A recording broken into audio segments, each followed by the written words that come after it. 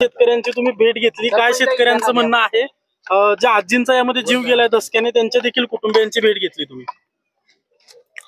खरं तर त्यांचे कुटुंबीय आंदोलनात सहभागी झालेले होते आणि ज्या पद्धतीनं लाठीचार्ज झाला, बऱ्याच जणांचे डोके फुटले आणि ही प्रोसेस काय आज नाही 2-3 दिवसापासून चालू आहे आणि म्हणून एक मला असं वाटतं एक ताण, हृदयावर ताण येऊन या आजींचं निधन झालेलं आहे आणि याला बेसिक कारण हे विमानतळाचं जे ॲक्विजिशन आहे तेच आहे. आणि हे होत असताना ज्या पद्धतीनं हे लोक लढा देतात, अजून भूसंपादन नाही, कोणती नोटीस नाही, कोणतं अवॉर्ड नाही, असं असताना तुम्ही ड्रोन कसे आणू शकता, सर्वेक्षण कसे करू शकता, पोलिसी बळाचा वापर कसा करू शकता, नंतर भूसंपादन करणाऱ्या एकाही व्यक्तीवर कोणत्याही प्रकारे साधी चापट सुद्धा मारलेली नाही. असं असताना पोलीस लाठीचार्ज का करतात? आणि मग काही लोकांनी 2-4 दगड मारले असेल तर तो इश्यू होतो, पण तुम्ही काठ्या मारलेल्या त्या कशा? लोकांचे डोके फोडले, 8-10 टाके पडले, त्याचं काय?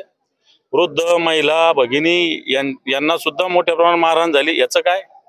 आणि म्हणून मला असं वाटतं पोलीस किंवा सरकार ज्या पद्धतीनं अन्याय करून अतिरेक करून ॲक्वायझिशनचा प्रयत्न करतो, मला वाटतं शेतकऱ्यांचा याला विरोध आहे आणि आम्ही या विरोधासोबत राहून सगळ्यात महत्त्वाचं इथं जर पाहायला गेलं जी 7,000 एकर जमीन आहे किंवा 2567 हेक्टर जमीन 67,000 जमीन आहे, 85% जमीन ही बागायत आहे,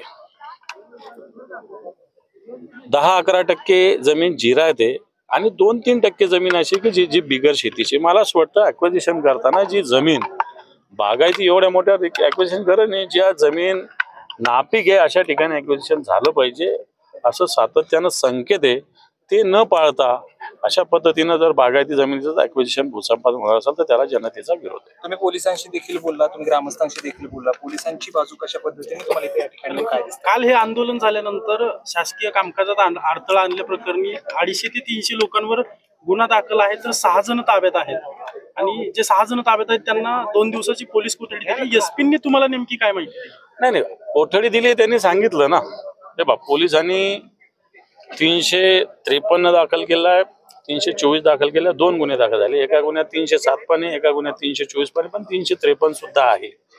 आमचं म्हणणं आहे की 353 होऊ कसं शकतं? सरकारी कामकाजी तर काहीच नाही ना, भूसंपादन ऑफिशियल नाही झालेलं नाही, मोजणीचं ऑफिशियल काही नाही, आणि मग सरकारी कामात अडथळा आणलाच कुठं? पोलीस आले कसे? पोलीस ज्याच्या संरक्षण आलं त्याची एकाची तक्रार नसताना पोलिसांनी बळाचा वापर केला. 353 याच्यात होऊ शकत नाही. मला वाटतं युक्तिवाद निश्चित कोर्टात हे सगळे शेतकऱ्यांची मंडळी करतील आणि जामीन होईल. आम्ही पोलिसांनाही सांगितलेलं आहे, पोलीस सुद्धा शेवटी माणूस आहे, ते सुद्धा शेतकरी आहे, शेतकऱ्याची भूमिका समजून घ्यायची विनंती केली आहे. 307 जे कलम आहे हे मला चुकी, बैलगाडी उधळली म्हणून का 307 कसं होऊ शकतं? एखाद्याने काय डोक्यात दगड घातला की एखाद्याने तलवार मारली की एखाद्याने रिव्हॉल्वर रोखली असं काहीच नाही. बैलगाडी उधळली, बैलगाडी रस्त्यावर आणली म्हणून 307 हे पोलिसांनी सांगितलं. आम्ही म्हटलं बैलगाडी तर इथल्या सगळ्या लोकांच्या हातात बैलगाडी आहे ना, बैलगाडी घेऊन सगळेच लोक जातात आणि म्हणून हा 307 सुद्धा चुकीचं होईल. पोलिसांनी नाही ऐकलं तर याच्यासाठी कायदेशीर लढाई आम्ही लढू. शेतकऱ्यांशी बोलला त्यावेळेस शेतकऱ्यांनी सांगितलं की विजय शिवतारे जे स्थानिक आमदार आहेत त्यांनी पोलिसांवर दबाव टाकला आणि हे गुन्हे दाखल करायला सांगितलेलं आहे. मला असं वाटतं एका आमदाराच्या दबावाखाली पोलिसांनी एवढं काम करण्याची गरज नाही, कारण हा काय आमदाराचा इश्यू नसतो. विमानतळ म्हणजे काय का आमदाराचा विषय नाहीये, हा राज्याचा विषय असतो. राज्याच्या गृहमंत्र्यांनी अर्थात मुख्यमंत्र्यांनी याच्यात लक्ष घातलं पाहिजे. आमदाराच्या म्हणण्यावर पोलिसांनी मला असं वाटतं एवढं मोठे पावलं उचलले नाही पाहिजे. आणि असं जर उचलत असेल राजकीय हेतून तर मला वाटतं आम्हाला याच्यात राजकारण करावं असं मुळीच वाटत नाही. आमदारांनाही सांगतो की तुमचा मतदारसंघ आहे, तुमच्या भागातली जनता आहे, तिच्या जीविताचं संरक्षण करणं, मालमत्तेचं संरक्षण करणं हे आमदाराचं काम आहे. पण तो आमदारच अशा पद्धतीनं जीवितावर आणि मालमत्तेवर हल्ला करत असतील तर मला असं वाटतं जनता त्याला सुद्धा विरोध करेल. तुम्ही आता एक मोठा आरोप केला आहात आता काही वेळापूर्वी की मंत्रालयात एक मोठी टोळी बसली आणि शेतकऱ्यांकडून कमी दराने किमती घेऊन 20-20 पटांनी. नेमकं काय कुठं आहे? मी मागच्या अधिवेशनात बोललो होतो. सिन्नरला MIDC झाली, एकही प्लॉट गेला नाही. खरेदी करणारी मंडळी कोण आहे तपासा. दिंडोरीला MIDC झाली, एकही प्लॉट गेला नाही. खरेदी करणारी कोण मंडळी तपासा. जालन्याला सिडको एक प्रोजेक्ट करतं, अजून काही झालं नाही. खरेदी करणारी मंडळी कोण बघा. आणि मला असं माझा आरोप आहे की त्याच्यातलेच काही मंडळी इकडे सुद्धा सहभागी आहे. आता लोकांनी नाव सांगितलं, काय अग्रवाल आहे, राठी आहे, लोढा आहे, ते काही इकडचे आहेत का? इकडचे आहेत का? इकडचे नाहीये.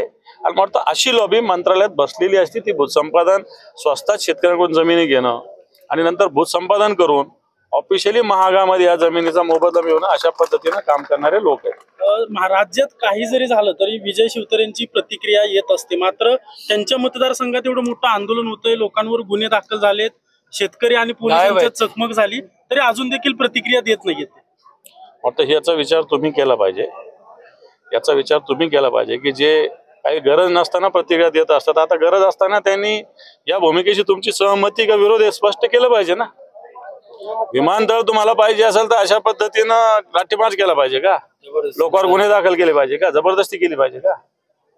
हे सगळं पोलीस आणि जे शेतकरी आहेत त्यांच्यात चकमक झाल्यानंतर जिल्हाधिकाऱ्यांनी स्थगिती दिली, अगोदरच काळजी घेतली पाहिजे होती प्रशासनाने. घ्यायला पाहिजे होती, प्रशासनाला याचा अंदाज यायला पाहिजे होता की जनतेच्या भावना काय, जनतेशी मला वाटतं चर्चा केली पाहिजे. ठीक आहे, 8 दिवस 15 दिवस 20 दिवस 1 महिना उशीर झाला असत, फरक काय पडतो? उद्या काय लगेच इथलं वाहतुकीचा प्रश्न निर्माण झाला का, विमान नाही आलं तिथलं काही सगळं बंद पडणार आहे का? अरे इथून 50-60 किलोमीटरवर बारामती आहे, तिथं विमानतळ आहे. इथून पुणे 40 किलोमीटरवर पुणे आहे, लगे विमानतळाचं थोडी इथं लगे एकदम गरज लगेच. तुम्ही म्हणला की मुख्यमंत्र्यांना भेटून तोडगा काढू, मात्र तुम्ही अजितदादांची जी बारामती आहे तिथं म्हणताय की ते विमानतळ मोठं करा, यासाठी अजित पवारांची भेट घेणार आहे का? अजित पवारांच्या भेटीचा काय संबंध? अजित पवार थोडी रद्द करणारे किंवा करणारे मुख्यमंत्रीच या राज्याचे, मुख्यमंत्र्यांना भेटू, मुख्यमंत्र्याला सांगू की आम्ही बारामतीचं एक्सपान्शन करा ना, पुरंदरला गरज काय?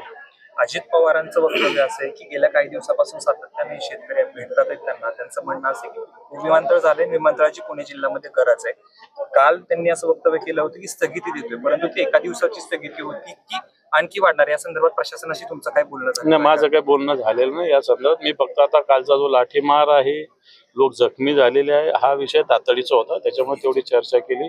या संदर्भात माननीय उद्धवजी ठाकरे साहेबांनी आम्हाला सूचना केलेल्या होत्या, अशा ठिकाणी भेट द्या, सगळ्या जनतेचे प्रश्न जाणून घ्या, त्याच्याविषयी सरकारशी बोला, तर आम्ही तसं बोलूया.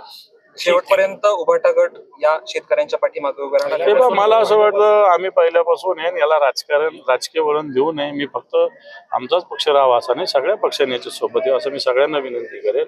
हा राजकीय अभिनिवेश नाही, या भागातील शेतकऱ्यांचा प्रश्न आहे, याला पक्षीय राजकारण न करता मला वाटतं जे काही याच्यात या भागातील शेतकरी भूमिका घेतील त्याच्यासोबत आम्ही राहू. ठीक आहे, धन्यवाद.